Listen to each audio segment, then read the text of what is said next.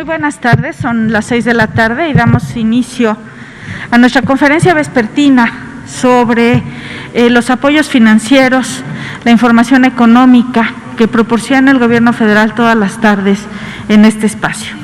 Como saben, estamos aquí para dar seguimiento a los programas que se pusieron en marcha para aliviar la situación, los efectos económicos del COVID y también para dar información sobre otros programas y dar información para que empresas, familias y trabajadores tomen mejores decisiones en el momento que están adquiriendo un apoyo financiero, un crédito, en el momento que tienen que tomar una decisión económica, ya sea respecto a una pensión o a sus propios ingresos.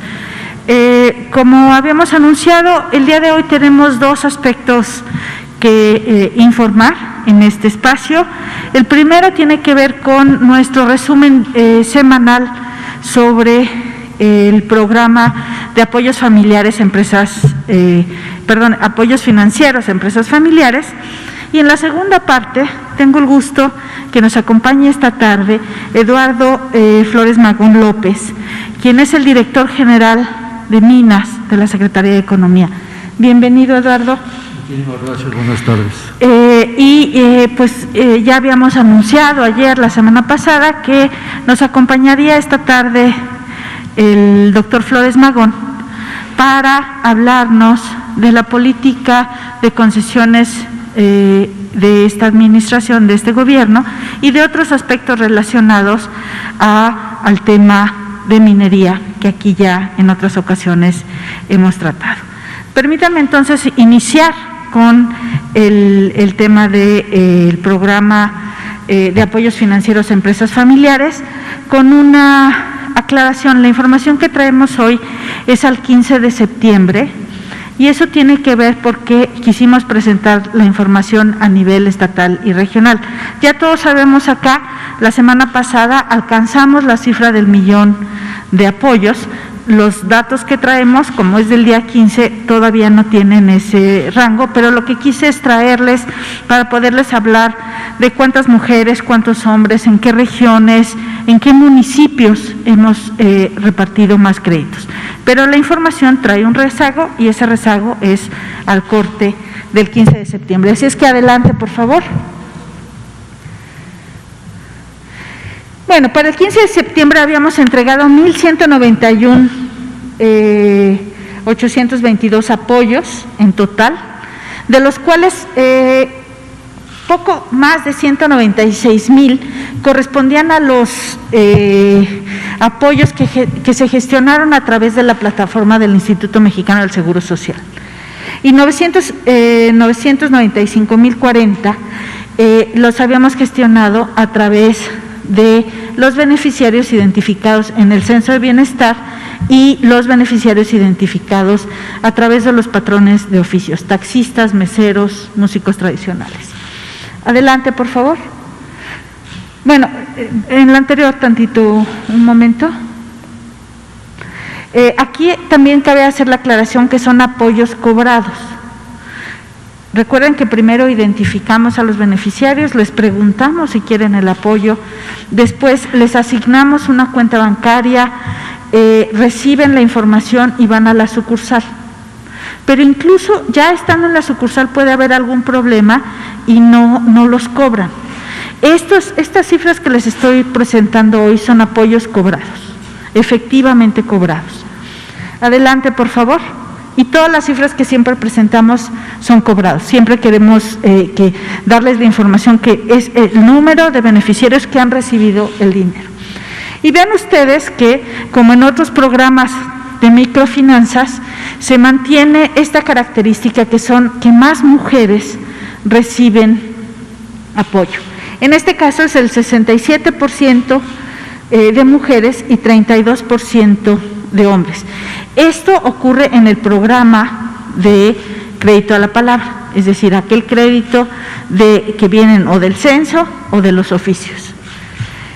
Y vean ustedes que es en el rango de entre 40 y 49 años en el que se sitúa casi 30%, casi una tercera parte de los apoyos están situados en este rango de edad. Pero también hacer notar que un 13% son de personas de más de 60 o más años, es decir, el programa realmente está teniendo una cobertura en todos los rangos etarios.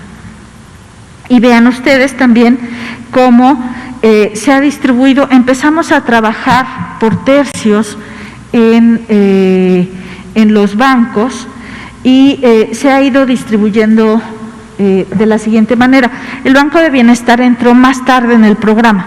Recordemos que este programa ha ido tratando de resolver y atender distintas necesidades, y por eso empezamos con 3 bancos, luego sumamos al Banco de Bienestar, empezamos con el IMSS, después nos fuimos hacia los beneficiarios que están asociados a un oficio. Decir entonces que es el Banco Azteca el que ha repartido 37% de los apoyos, 32% Banco Santander, 22% Banorte y 8% Banco de Bienestar. Adelante. En el mapa, los círculos nos indican el tamaño de los círculos y el color nos indican dónde hemos estado distribuyendo. Recuerden, también lo habíamos ya mencionado, que este programa, el 50% lo repartimos en grandes zonas metropolitanas, porque era, digamos, de acuerdo al diagnóstico de las autoridades sanitarias, donde más iba a haber contagios por el asunto de la conglomeración de población. Entonces, el 50% se distribuyó entre las zonas metropolitanas de Tijuana, Monterrey, Guadalajara y la Ciudad de México. El 30% en los estados del sur-sureste, principalmente en ciudades, y el 20% restante se distribuyó en los estados del centro-norte del país. Entonces, esa fue, digamos, la distribución general que inicialmente le pusimos al programa, y esto se complementó con los con los beneficiarios que venían de la plataforma del IMSS, porque esos beneficiarios se concentraban justamente en la parte centro-norte, en los estados del centro-norte del país. Entonces había una complementariedad entre los programas. Adelante, por favor. También decir que no hemos llegado, una vez más el anterior, también decir que no hemos llegado con este programa a todos los municipios. La anterior, la del mapa, por favor. Vean ustedes que no todos los estados, no todos los municipios están iluminados. Eso quiere decir que no hemos llegado a todos, pero llegamos a buena parte de esos otros municipios con el programa de microcréditos para el bienestar, también conocido como tandas. Entonces, de nuevo, lo que estamos haciendo es tratando de complementar lo que hacemos con uno y otro programa para llegar al mayor número de población y población que así lo requiera. Adelante, ahora sí.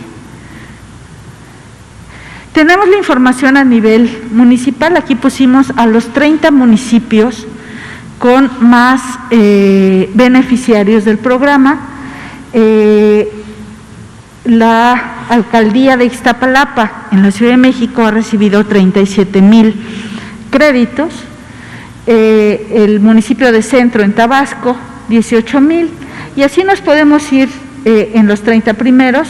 Vean ustedes que hay componentes importantes de las zonas metropolitanas que les decía.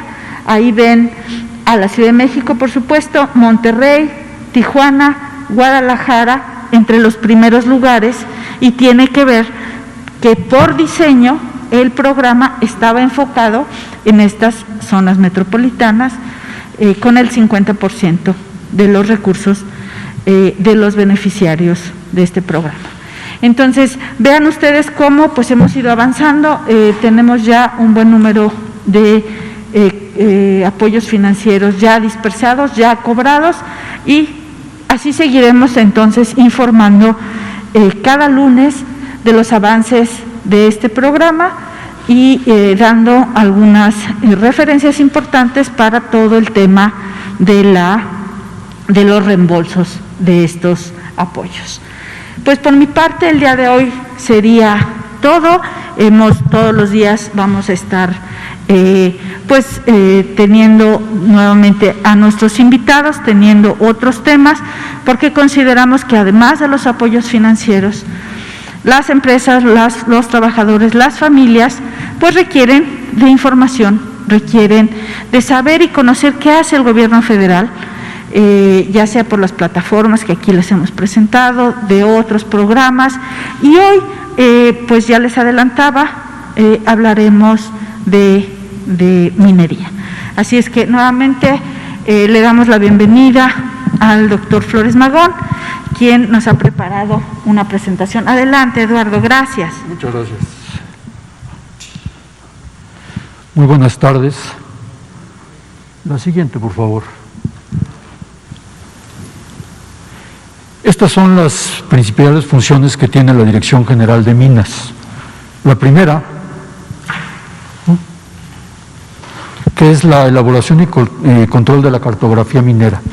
¿Por qué esta es importante? Porque sitúa las concesiones que tiene la República Mexicana en el Estado y en el municipio. Y además maneja todo lo que tiene que ver con colindancias con otras concesiones en caso de que se encuentre en un área donde existen muchas. Hay estados que por la antigüedad que se tiene en la minería en México, como es el estado de Zacatecas, como puede ser el estado de Guerrero, en el área de Tasco, se tienen concesiones muy antiguas y muchas de ellas son muy pequeñas que se van conjuntando, entonces se tiene que tener una excelente precisión en cuanto a dónde se encuentran. La siguiente es el registro público de minería. Gracias. La siguiente es el registro público de minería, que es muy similar a los registros que se encuentran, por ejemplo, el registro de la propiedad y de comercio en las ciudades, el RAN, el registro agrario nacional, en donde la gente lleva para el público, en donde se da información acerca de cuáles son las concesiones, en dónde se encuentran, quiénes son los concesionarios actuales, quiénes son los concesionarios, los primeros concesionarios de una concesión, y todo esto tiene que ver con el registro público de minería. Y la tercera es la que tiene que ver con los trámites relativos a el otorgamiento de concesiones, a todo lo que se tenga que ver con concesiones, por ejemplo, aquello en donde una concesión se cede, una concesión se reduce, una concesión se conforma a una sociedad nueva y entonces tiene que estar en el registro público de minería. La siguiente, por favor. Los principios que rigen a la legislación minera. El artículo 27 constitucional, que desde mi muy humilde punto de vista, junto con el 123 y el tercero, conforman una base muy fuerte para el libro este bello que es la Constitución nuestra, en donde se determina el dominio directo de la nación sobre los recursos minerales, la explotación de los mismos por particulares y aquellas sociedades constituidas conforme a las leyes mexicanas. O sea, un extranjero no puede tener una concesión minera, tiene que entrar a las leyes mexicanas, conformar una empresa de acuerdo a las leyes mexicanas y entonces acceder a una concesión minera. Es interesante que el mismo artículo regula la propiedad superficial y en general los recursos naturales del país. Obviamente también en el 27 está todo lo que tiene que ver con hidrocarburos. La siguiente, por favor. ¿Quién puede ser concesionario? Bueno, pueden ser personas físicas de nacionalidad mexicana, ejidos, comunidades agrarias. Aquí también pueden entrar los pueblos originarios, ¿sí? Sociedades constituidas conforme a las leyes mexicanas, y entonces la Secretaría de Economía es la que da las concesiones a través de la Dirección General de Minas. Ahora, el Servicio Geológico Mexicano, que también está encabezado por la Secretaría de Economía, es la cabeza de sector, la Secretaría de Economía, tiene lo que se llaman asignaciones. En las asignaciones lo que sucede es que se le da por 6 años al Servicio Geológico Mexicano este tipo de asignación para que lleve a cabo trabajos de exploración y después pueda ceder esa asignación a un particular, recibiendo a cambio alguna regalía o un monto por el trabajo que llevó durante 6 años para conocer cómo se encuentra esa concesión. La siguiente, por favor. Esto es muy importante porque aquí hacemos la distinción entre lo que es la superficie de una concesión y lo que realmente es la concesión. La concesión está en el subsuelo, ¿sí? Ahí es un lote minero sólido de profundidad indefinida, limitado por planos verticales y cuya cara superior es la superficie del terreno. Y aquí sí me gustaría hacer énfasis en que el superficiario puede ser una comunidad, puede ser un agricultor, puede ser un pequeño propietario. Lo que nosotros, como parte de la Secretaría de Economía, nos interesa es el subsuelo. Y sobre ese subsuelo es sobre lo que se da una concesión. Entonces, sí es importante diferenciar entre los dos, entre lo que es la parte superficial y lo que se encuentra en el subsuelo. La siguiente, por favor. La vigencia de las concesiones. La duración es de 50 años y puede prorrogarse por otros 50 años. Las asignaciones, como lo había indicado anteriormente, es solamente por 6 años. ¿Sí? Ahora, todos los derechos que se le tienen a la concesión es nada más para aquellos minerales concesibles. Muchas veces la gente llega a la Dirección General pensando que los agregados pétreos que se utilizan en construcción son concesibles. No lo son.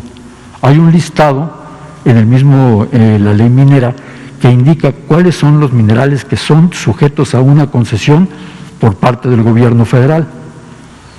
Ahora, para que pueda uno cumplir con tener la concesión durante tanto tiempo, no es de a gratis, tiene que pagar derechos mineros. El primer derecho que se paga es por el área que tiene la concesión y por la antigüedad que tenga esa concesión. Otro de los derechos importantes es lo que se llama el derecho especial, que representa a todos aquellos productores de oro, plata y platino, que a la fecha platino todavía no se encuentra en México, pero oro y plata, un impuesto del 7.5 para plata o del 8 para oro. Ese es el impuesto especial y representa un monto alrededor de 5 o 6 mil millones de pesos al año. Siguiente, por favor. Ahora, esta gráfica también creo que es importante, porque la Secretaría de Economía da la concesión, pero el concesionario no va a poder mover una piedra de la superficie si no tiene dos cosas: el uso de cambio de suelo y, muy importante, la mía, ¿sí? Que es lo que le da la Secretaría Semarnat para que tenga el impacto ambiental que va a llevar a cabo en el momento que inicie, ya sea su exploración o ya sea la explotación de la concesión. Entonces, yo puedo tener una concesión, pero si no tengo mía, no puedo hacer nada, ¿sí? Aquí están todas las demás secretarías, por ejemplo, Sedena, en donde se pide el uso de explosivos. Se tiene la Secretaría de Hacienda, básicamente el SAT, en donde se maneja todo lo que son los derechos mineros. Los derechos mineros están manejados por la Ley Federal de Derechos. Ahí es donde se marca qué tanto deben de pagar de derechos mineros y cambia cada año, cada vez que cambia la ley.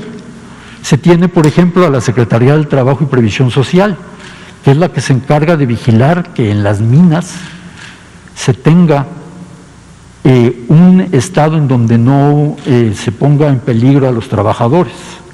Se tiene también al Seguro Social, en donde, obvio, si hay algún accidente, la prima que paga la empresa se va a incrementar, ¿sí? Está la Comisión Nacional de Derechos del Agua, en donde marca cuánto se utiliza de agua y cobra los derechos que le correspondan. Usualmente en las minas que son subterráneas, el agua es un problema. Si no se bombea, entonces empieza a inundar el sitio. Un caso interesante es el caso de Naica, en donde tienen que estar bombeando constantemente. La mina ya casi no tiene mineral, pero se tiene que seguir bombeando porque las comunidades reciben esa agua.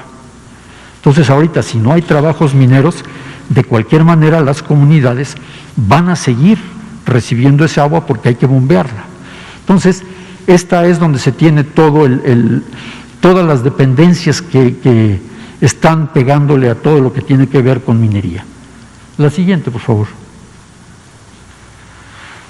Ahora, estos ya lo han visto porque el señor presidente presentó una gráfica similar a esta.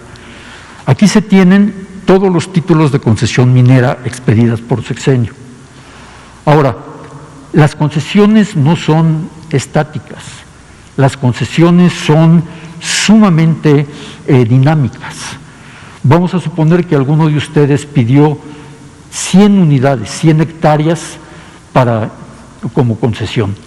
Resulta que ustedes empiezan a hacer labores de exploración, con su MIA, por supuesto, ya aceptado, y encuentran que dentro de esos 100 hectáreas, solamente en 40 tienen una veta que les permita a ustedes sacar mineral.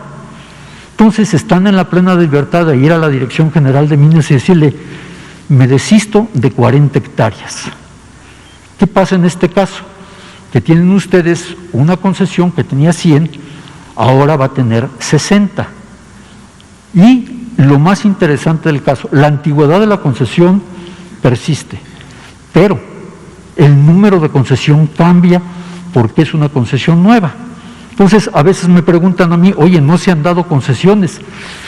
No se han dado. Es que aparecieron aquí un listado de varias. Sí, fueron concesiones que cambiaron el área que tenían, y antes era la concesión 12-21-18 y ahora es la 12-17-32.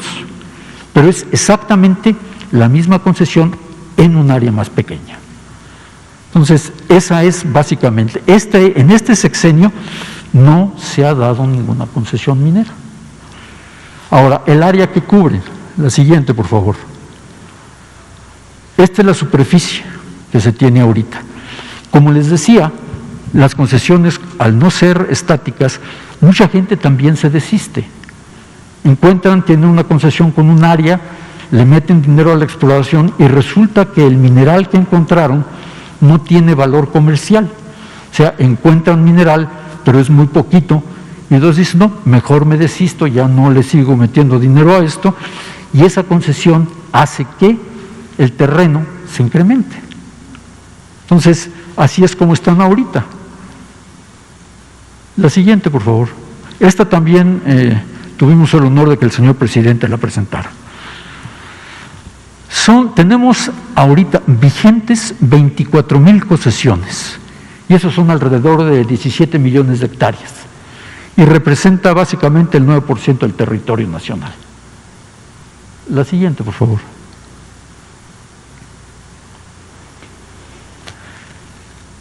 Esta es uno de los trabajos que se ha hecho, y aquí la doctora nos ha apoyado muchísimo en que la cartografía minera mexicana, Cartominmex, esté ya disponible con toda la información que se tiene hasta este momento. Ustedes pueden entrar a la plataforma de la Secretaría de Economía, irse a la Dirección General de Minas y buscar Cartominmex, y pueden encontrar cualquiera de las concesiones que están vigentes Le pican ahí y aparece el titular, el área, el año en que se dio, etcétera. O sea, la información está aquí disponible. La siguiente, por favor.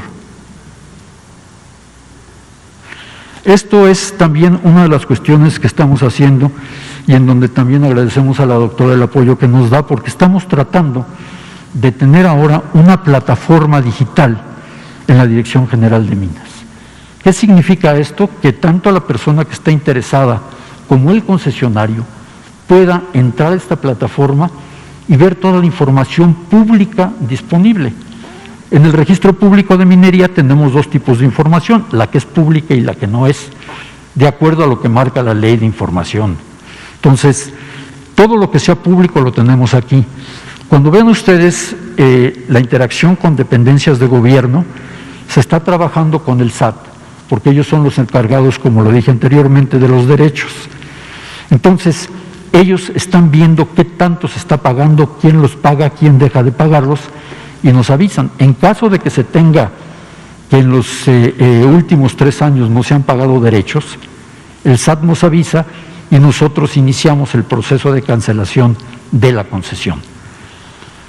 Los trámites digitales van a permitir, va a ser una plataforma extremadamente ágil, muy amigable, de tal forma que todo el mundo pueda saber, por ejemplo, en dónde se encuentra el trámite que metí hace un año, o hace 6 meses, o hace 10 días.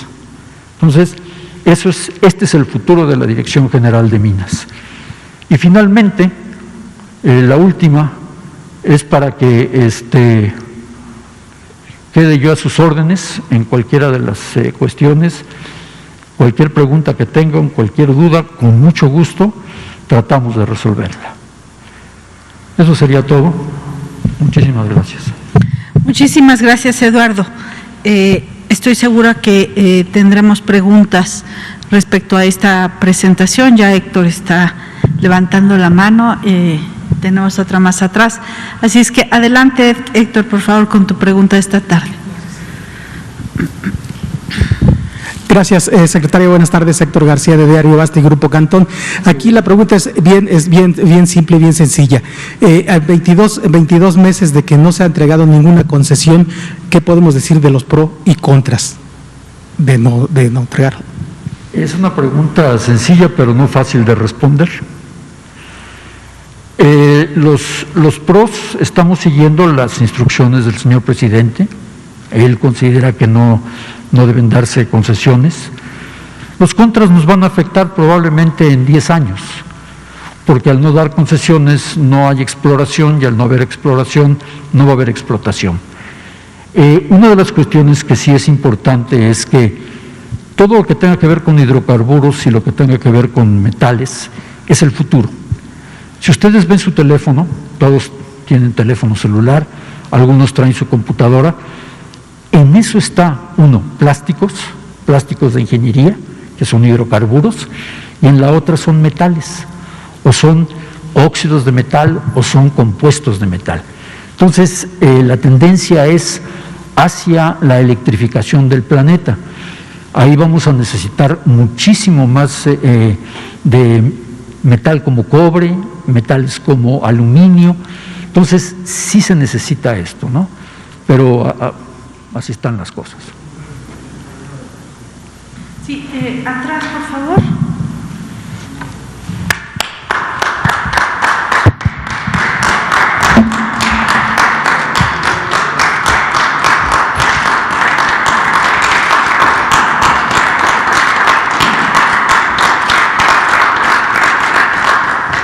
Muchas gracias. Pues son 6:30 de la tarde en punto y Eduardo, todas las tardes desde el 26 de abril, excepto el sábado pasado, se da este aplauso aquí en el Salón de Tesorería del Palacio Nacional para reconocer el trabajo de todos aquellos que laboran en hospitales, clínicas, ambulancias, cocinas, recepción, todos los trabajadores de la salud. Les enviamos este pequeñísimo homenaje, reconociendo todo su compromiso, todo su trabajo a favor de los enfermos de COVID y a favor de los enfermos de otras enfermedades. Y también nos recuerda lo importante que es tomar en cuenta todas las medidas sanitarias para que al cuidar nuestra salud, la de nuestra familia, la de nuestra comunidad, aliviamos la carga de esos mismos trabajadores, mantenemos la capacidad hospitalaria disponible para los enfermos y entre todos de manera solidaria vamos avanzando en el combate a la pandemia. Así es que una vez más, pues este homenaje. Adelante la pregunta, por favor. Sí, buenas tardes, Gilberto Molina de Canal 11. Mi pregunta es, ¿ha habido voces que piden que se le revoque la concesión a Grupo México de las minas de Tasco, de Sombrerete y Cananea por conflictos y huelgas que enfrentan desde hace 13 años? Mi pregunta es si es esto posible. Gracias. De acuerdo a la ley minera y al reglamento no es un causal de cancelación. Son problemas laborales que debería de resolverse en los canales laborales. Recuerden aquí, tal vez sea importante subrayarlo, lo que nos mencionaba muy al inicio de su exposición Eduardo, ¿cuáles son las atribuciones de la Secretaría de Economía? Somos como el ente que registra, que da ese registro de quién tiene qué concesión dónde, y es en esa medida que nosotros nos tenemos que apegar para otorgar ese registro o cancelar ese registro a la ley minera, pero no tenemos interacción directa con los trabajadores, con el medio ambiente. Nosotros podemos dar la concesión, pero si no está la mía, no avanzan la mía es la manifestación de impacto ambiental, no avanzan los trabajos ni de exploración ni de explotación minera. Sí, adelante Juan Carlos, por favor. Sí, buenas tardes, Juan Carlos Machorro, AM de Querétaro. Doctor, perdón, ¿cuántas llamémosle proyectos de cancelaciones existen? ¿Sí hay algunos documentos o solicitudes que sí puedan ejecutarse por parte de la Secretaría? Y esta cuestión, ahorita usted comentó que de acuerdo a la cantidad de hectáreas concesionadas y todo esto es cerca del 9% del territorio. La Cámara Minera habla que es 11% y no sé si hay cruce de cables o qué sucede. El presidente en su informe pues habló casi del 60%. Pues ¿qué sucede ahí? Porque esta situación, bien o mal, sin defensa ni nada de los mineros, pues afecta mucho a ese tipo de empresas que dan empleo y desarrollo pues en los estados donde literal no hay otra cosa más que una mina. Gracias. Sí, mire, al día de hoy es el 9%. Tal vez mañana sea el 8.8, tal vez 9.5, porque les decía, no es una cuestión estática, es muy dinámica lo de las concesiones. El número de concesiones que se cancelan o que han sido canceladas no lo tengo en la memoria, no lo traigo. Sin embargo, con mucho gusto, si se comunica usted a mi correo, le hacemos llegar el dato. La mayor parte de las cancelaciones es por la falta de pago de derechos. Es donde se cancelan más concesiones. Y tal vez agregar a la respuesta, si tú tomas una fotografía y pasa el tiempo, pues deja de ser válida esa información. Tú puedes decir cuántos han sido el número total de concesiones o las hectáreas totales concesionadas de 1900, aquí traías el número 60, de 1900 a la fecha. Ese es el número concesionado. Y ese está evidentemente muy por encima del 9%, porque es un acumulado, ¿no? Y entonces acumulas lo que diste en un año más lo que diste en otro año, pero sin restar las que se fueron cancelando en el tiempo. Entonces ese es un número más alto por esa razón. Entonces, depende de dónde haces el corte y cuál es la variable que estás expresando. Para nosotros, en la Secretaría de Economía es muy importante expresar el número de concesiones vigentes. El número de concesiones vigentes es equivalente en hectáreas al 9% del territorio nacional. Es probable que se hayan dado, no es probable, se han dado más concesiones de muchos, pero estas se han cancelado por distintas razones. Una es el pago, la falta de pago de derechos, y otra es el desistimiento de los concesionarios. De esas 100 hectáreas que nos hablaba Eduardo, yo solo voy a explotar 40 y esas 60 quedan ya en ese desistimiento. ¿Teníamos otra pregunta, Daniela? Ahí va. Gracias. Sí, buenas tardes, Daniela Pastrana de Página. Yo tengo varias dudas. Una es, ¿en qué casos, aparte de el no pago, aplica una cancelación? Y luego, ¿cuál es la diferencia de los estatus que tienen las concesiones para explorar y para explotar? Si hay una diferencia. Bueno, sí sé que hay una diferencia, pero quisiera saber exactamente, cuando hablamos de cuáles son las concesiones que hay, cuáles están ahorita explotándose o cuántas están explotándose. Y esto tiene que ver con una preocupación que hay en la gente de la zona de los Chimalapas en el sur, justo porque está en una zona de exploración. Entonces, quisiera saber cuáles son los pasos que se deben seguir o no en esos casos, ¿no?, si se está explorando. Y la última es, entendiendo que Semarnat tiene una parte importante de la definición para los temas medioambientales y trabajo para los temas de trabajo, ¿cuáles son, o sea, qué puede hacer la Secretaría de Economía, o qué sí puede hacer o qué no puede hacer para, digamos que, no sé si es llamar al orden o poner en orden a las mineras que no cumplen con las cosas a las que se comprometen? O sea, están en la ley y tienen un compromiso con las comunidades, y cuando no cumplen, ¿a quién le toca determinar si hay alguna sanción o no para las empresas? Tal vez iniciar con el asunto de las concesiones de exploración y explotación. Después del último cambio de la ley minera, nada más son concesiones mineras. Antiguamente se manejaba la parte de explotación y la parte de exploración. Y esto tiene que ver también con el pago de derechos.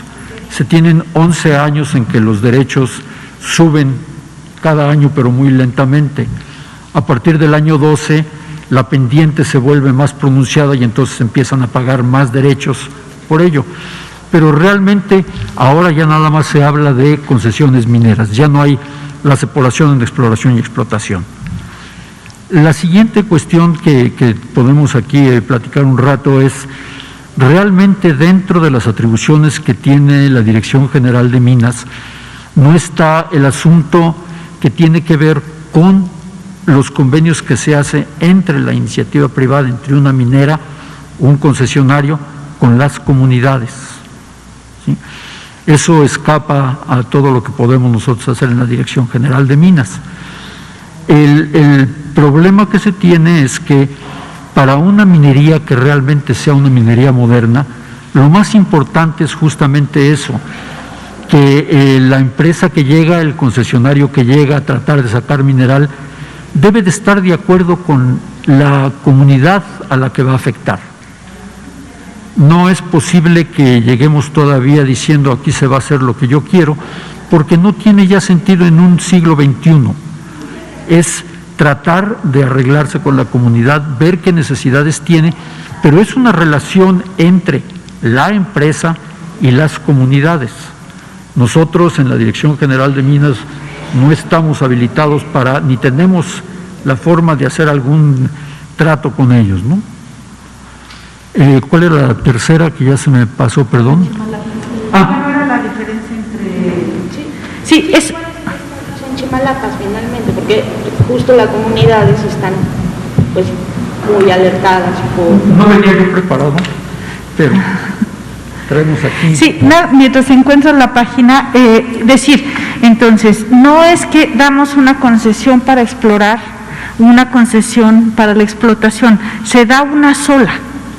Entonces, por eso nosotros damos la concesión 50 años y justamente en el periodo de exploración, sí los podemos distinguir porque en el periodo de exploración es muy lento el aumento de impuestos. Pero una vez que pasaron los 12 años y pensamos que en ese momento, o así lo considera la ley minera, después de 12 años hay posibilidad de explotación, aumentan la tasa de impuestos. Sí, porque ha pasado un tiempo suficiente para que haya la exploración. Si no hay nada, ¿qué va a ocurrir? La van a regresar, porque no es rentable. Claro. Si es rentable, la van a mantener y la van a explotar. Con respecto a los pueblos originarios zoques, hay 3 solicitudes en trámite en conjunto por 66,000 hectáreas solicitadas por Minera Gabriela, principalmente en el municipio de San Miguel Chimalapa. No son concesiones, no existen concesiones ahí, está solamente en trámite y con la mecánica que tenemos ahorita, pues obviamente no se va a dar la concesión. Entonces hay que hablar con los compañeros zoques y decirles que no se preocupen, que no existe ahí ninguna concesión. Hay otra solicitud también en trámite, tampoco es concesión, por 39,000, un poquito más, hectáreas, solicitada por Minaurum Gold, pero sigue siendo nada más una solicitud en trámite, no es concesión. Entonces, ninguna de las empresas tiene ningún derecho a sacar, a explorar o hacer cualquier cosa que tenga que ver con minería en esas comunidades. Y mucho menos tienen una manifestación de impacto ambiental. Efectivamente. Porque no, para tener una manifestación de impacto ambiental tienes que tener la concesión. Si no está la concesión, no puedes ir a tocar la puerta a Semarnat, simple y sencillamente. Sí, tenemos otra pregunta. Daniela, ¿con eso estamos respondiendo? Sí, o sea, la otra era, pues, entonces, ¿a quién le toca? O sea, si no es la Secretaría de Economía, ¿a quién le toca? ¿A quién le toca, digamos, si hay, no se cumple con un acuerdo? O sea, se establece una mina en un lugar y se acuerda que va a ser A, B y C cosas para la comunidad, o lo que nos han dicho aquí, como pues, presenta su plan de remediación y no cumple con sus acuerdos ambientales, que es el caso de Carrizalillo. Entonces, ¿a quién le toca sancionar que no se cumplió? En el caso de los planes ambientales es la Semarnat. En el caso de, por ejemplo... Pero eso no le pueden quitar la concesión, entonces, o sea, si a eso voy, o sea, ¿cómo funciona cuando no cumplen con los acuerdos a los que se comprometen y con las cosas a las que se comprometen? Es que una cosa son los acuerdos privados, entre privados. Sí. Entonces, si es un acuerdo entre privados, esos privados tienen que ir al Poder Judicial a demandar el incumplimiento de un contrato privado, ¿sí? Entonces, ¿cuál es ahí el punto? Que estos contratos, estas acciones que se comprometen las autoridades tienen que estar puestas en un contrato para hacerlo valer. Entonces, ese es parte de este tema. Nosotros lo que estamos tratando de incentivar y trabajando muy fuertemente con las cámaras, con las empresas, es que cumplan esos compromisos, porque al final van a ser problemas para las propias empresas. Es decir, para nosotros no les vamos a cobrar ni más ni menos impuestos, les tenemos que cobrar los impuestos que dice la ley. Pero si eso va a desencadenar bloqueos, va a desencadenar fricciones en la comunidad en la que está establecida la mina, pues el principal perdedor son las empresas. Entonces, es ahí donde nosotros hablamos y trabajamos con las minas de hacerles conscientes de esto, pero de ahí a que nosotros podamos retirar la concesión, sí podemos, por ejemplo, retirarlas o darlas con un mandato judicial. Efectivamente. Y ahí les podrá decir Eduardo que cuando nosotros decimos terminantemente no se ha dado ninguna concesión nueva, eso es cierto, excepto en el caso. Bueno, se va a dar una concesión. El señor presidente ha dejado muy claro que en el caso del problema de Pasta de Conchos se necesita un espacio para poder iniciar los trabajos de rescate. Entonces, la empresa que estaba a cargo de esta concesión la cedió y ahora también, tomando en cuenta lo que el señor presidente ha dicho varias veces, que tenemos que cumplir con la ley y ser extremadamente transparentes, se está declarando la libertad de terreno, que es el paso anterior a que alguien pide esa concesión, y estamos esperando para que aquella entidad que va a recibir la concesión esté capacitada de acuerdo a la ley minera para recibirla. Pero ese es el único caso que tenemos y son, como ustedes lo saben, un problema que lleva algunos años, un problema que va a poder ser trabajado a través de esta concesión, en donde van a poder entrar o hacer los trabajos previos para entrar a la mina de Pasta de Conchos. Entonces, es el único asunto. Si ustedes ven por ahí que apareció la libertad de terreno en el diario oficial, se debe a esta concesión que va a servir como entrada nuevamente a la mina de Pasta de Conchos. Sí, adelante, aquí al frente, gracias. Buenas tardes, secretaria Márquez. Buenas tardes, doctor Flores Magón. Ángel Juan Sánchez del Arsenal. Aquí dos preguntas y creo que no quiero ser repetitivo. El retiro, la cancelación, ¿es una revocación de las concesiones? Y la otra es, después de 50 años, ¿qué requisitos les piden a las empresas para seguir dándoles otra concesión por otros 50 años de explotación? Muchas gracias, buenas tardes. La cancelación es justamente eso, se cancela, punto. ¿Sí? No se revoca, es una cancelación, se canceló. Antes yo tenía una concesión, ahora ya no la tengo, simple y sencillamente.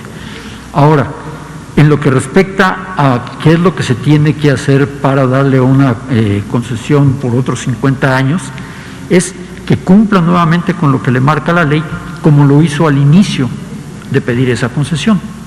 ¿Sí? ¿Qué es lo que sucede? En cuestiones de minería, la gente dice que 50 años es mucho tiempo, en realidad no es mucho, ¿no? Se pueden pasar 15 años explorando, se pueden pasar 20 años explorando, y a lo mejor, vean ustedes, por ejemplo, de Tasco a Mamatla en el Estado de México, hay toda una serie de minerales, ¿sí? Son vetas que van corriendo, en donde la gente ha ido a pedir concesiones, en donde algunos están explotando. Esas vetas fueron explotadas por los españoles en la colonia, o sea que hay una cantidad de mineral muy fuerte, pero el manejo de esas concesiones, si ustedes lo están viendo, estamos hablando de 400 años de explotación. Entonces, 50 años realmente, para mí en lo particular, es mucho tiempo, ¿sí? Pero para un proyecto minero no lo es.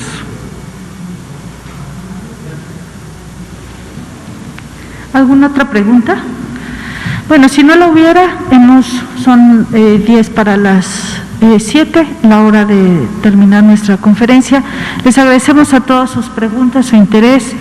Le pediremos en otra ocasión a Eduardo que nos venga a hablar de algún otro tema que seguramente hay. También le pediremos a la directora del Servicio Geológico Mexicano para que nos hable de las asignaciones, tema del que habló Eduardo y que creo que vale la pena explorar qué son las asignaciones, para que vayamos entendiendo más este tema de la minería. Les agradecemos a todos su atención, muy buenas noches y muchas gracias. Muchas gracias.